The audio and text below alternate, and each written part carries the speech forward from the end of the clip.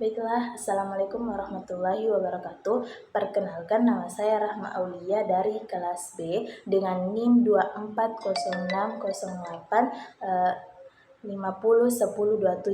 Baiklah, di sini saya akan menceritakan tentang film Freedom Writers. Langsung saja. Film ini menggambarkan tentang bagaimana pendidikan yang membebaskan dapat menjadi suluk di tengah kecamuk pertikaian antar geng yang dapat membawa seorang anak ke tengah lingkaran kekerasan.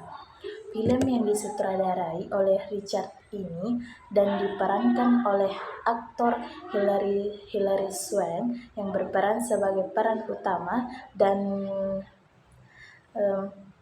Patrick Dempsey yang menjadi lawan mainnya. Film ini diangkat juga dari kisah nyata. Film ini rilis pada tahun 2007.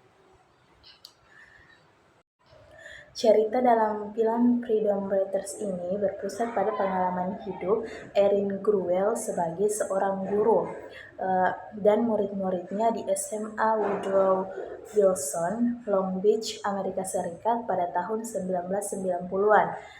Sebagai guru dari kalangan yang berkulit putih, Erin menemukan fakta bahwa ia mengajar di kelas yang multiwarna, seperti ada yang berkulit hitam dan berkulit putih.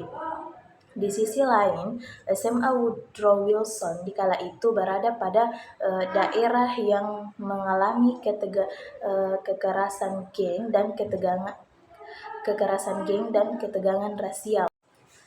Long Beach pada era tahun 1990-an adalah wilayah dengan banyak remaja yang sudah terbiasa menggondol pistol di saku celananya. Kasus kerusuhan dengan latar belakang isu rasial juga lagi bukan suatu yang asing lagi di sana.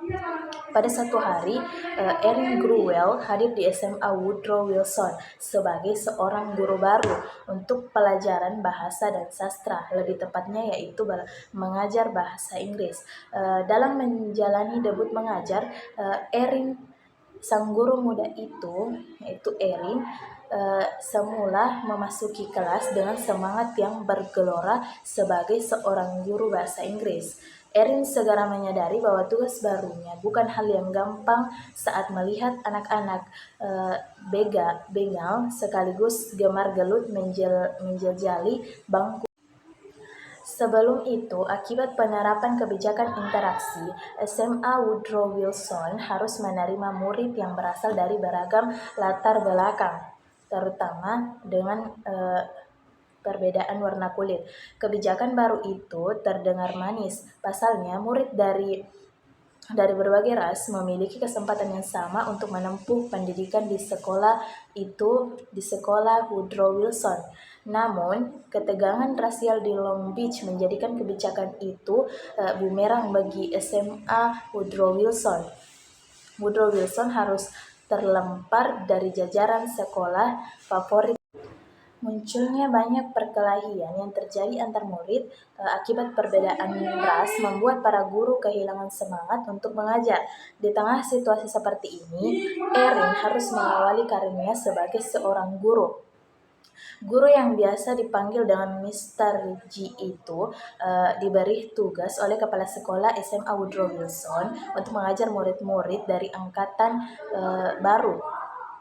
Tugas ini membuat Erin menyaksikan sejumlah murid yang bersitegang di kelas pada hari-hari awal mengajar.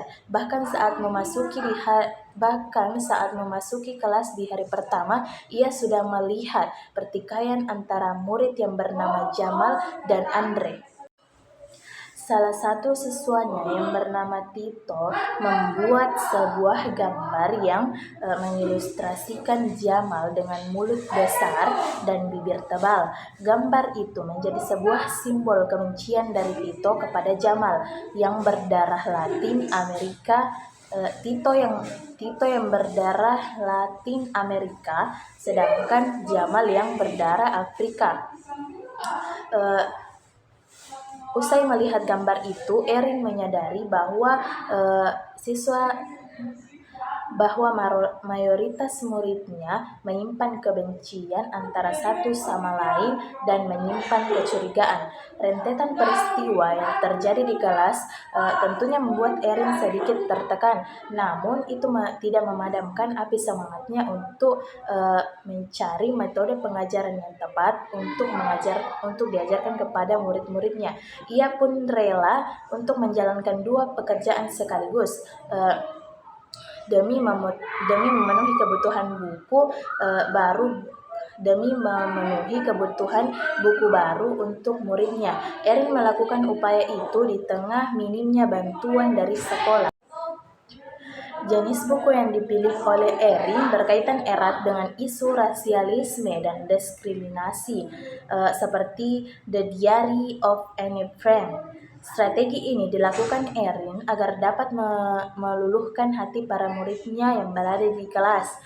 Erin juga memberi tugas kepada muridnya untuk menulis buku diari atau buku harian, menyerupai kegiatan yang dilakukan oleh Anne Frank ketika bertahan hidup di bawah bayang kekejaman rezim Hitler. Metode Erin yang mendorong para murid mengonsumsi teks dan juga memproduksi teks ternyata dapat membangunkan kesadaran kolektif akan pentingnya solidaritas kepada sesama. Kelas yang semula bak neraka bagi guru lain pun berhasil diubah oleh Erin, seorang guru bahasa Inggris, menjadi ruang belajar yang hidup dan tenang.